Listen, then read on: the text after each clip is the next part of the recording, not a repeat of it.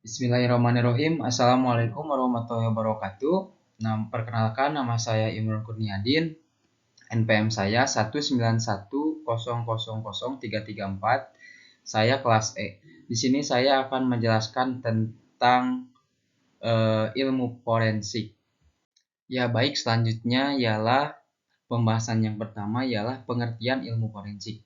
Forensik ialah ilmu pengetahuan yang menggunakan ilmu multidisiplin untuk menerapkan ilmu pengetahuan alam, kimia, kedokteran, biologi, psikologi, dan kriminologi dengan tujuan membuat terang guna membuktikan ada tidaknya kasus kejahatan atau pelanggaran dengan memeriksa barang bukti atau physical evidence dalam kasus tersebut.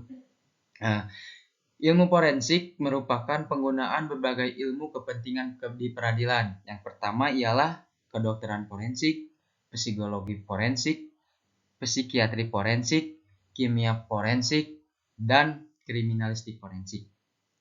Kemudian forensik dalam bahasa hukum dapat diartikan sebagai hasil pemeriksaan yang diperlukan dalam proses pengadilan.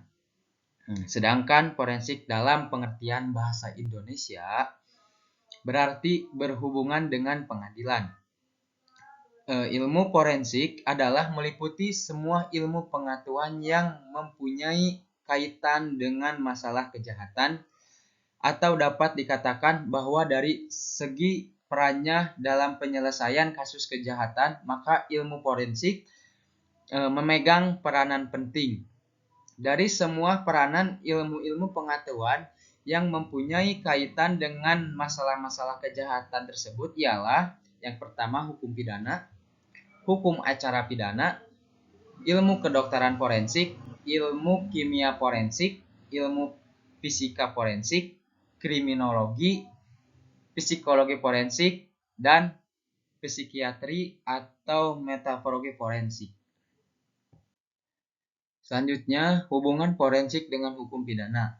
Di sini saya akan menjelaskan antara hubungan forensik dengan hukum pidana itu ada dua. Yang pertama, pemeriksaan di tempat kejadian perkara, dan yang kedua, pemeriksaan terhadap korban yang luka oleh ahli forensik dimaksudkan untuk mengetahui atau tidaknya penganiayaan. Nah, di sini saya pertama akan menjelaskan dulu pemeriksaan di tempat kejadian perkara. Pemeriksaan di tempat kejadian perkara ini biasanya dimintakan oleh pihak yang berwajib dalam hal dijumpai seseorang yang dalam keadaan meninggal dunia. Pemeriksaan oleh ahli forensik ini akan sangat penting dalam hal menentukan jenis kematian dan sekaligus untuk mengetahui sebab-sebab terjadinya kematian tersebut, dan sangat berguna bagi pihak yang berwajib untuk memproses atau tidaknya menuntut hukum. Dalam hal ini, ahli forensik akan membuat visum et repertum sebelum mayat dikuburkan. Dan yang kedua ialah pemeriksaan terhadap korban yang luka. Seperti dimaksudkan seperti untuk mengetahui ada atau tidaknya penganiayaan, menentukan ada atau tidaknya kejahatan atau pelanggaran kesusilaan. Seperti contohnya kita bisa mengetahui umur seseorang dan untuk menentukan kepastian seorang bayi yang meninggal dalam kandungan seorang ibu. Dan yang kedua adalah psikologi forensik.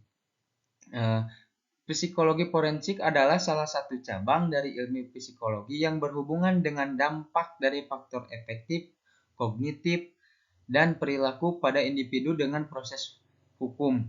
Hal ini terjadi karena beberapa kehilapan manusia yang sangat berpengaruh terhadap berbagai aspek adalah penilaian yang bias, ketergantungan pada ingatan yang keliru, stereotip, dan keputusan yang dianggap tidak adil.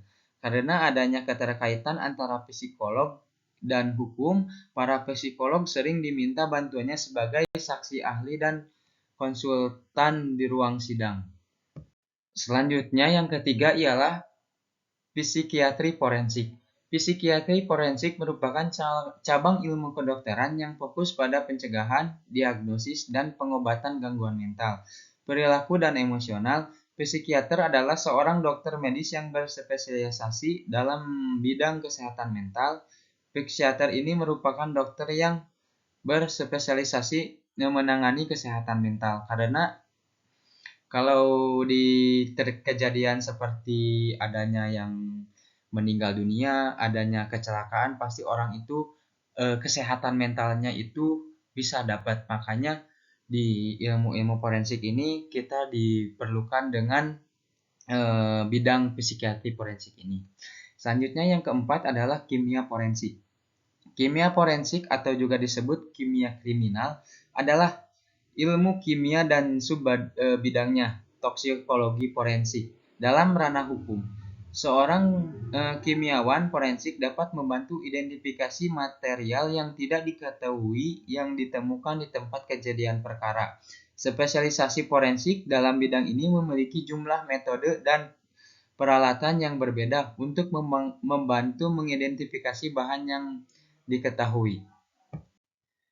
Dan yang terakhir adalah bahas tentang dasar hukum forensik. Di sini saya yang ngebahas tentang dasar hukum tentang ilmu forensik itu adalah diatur dalam Peraturan Kepala Kepolisian Negara Republik Indonesia Nomor 12 Tahun 2011 tentang kedokteran kepolisian. Karena yang diatur dalam KUHP dan KUHP adalah diatur dengan tentang ahli forensik, bukan tentang ilmu forensiknya.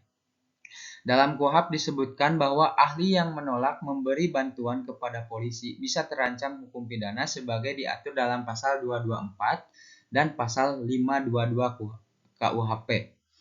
Dalam pasal 224 KUHP itu ialah barang siapa dipanggil sebagai saksi, ahli atau juru bahasa menurut undang-undang dengan sengaja tidak memenuhi kewajiban berdasarkan undang-undang yang harus dipenuhi diancam yang pertama dalam perkara pidana dengan pidana penjara paling lama 9 bulan.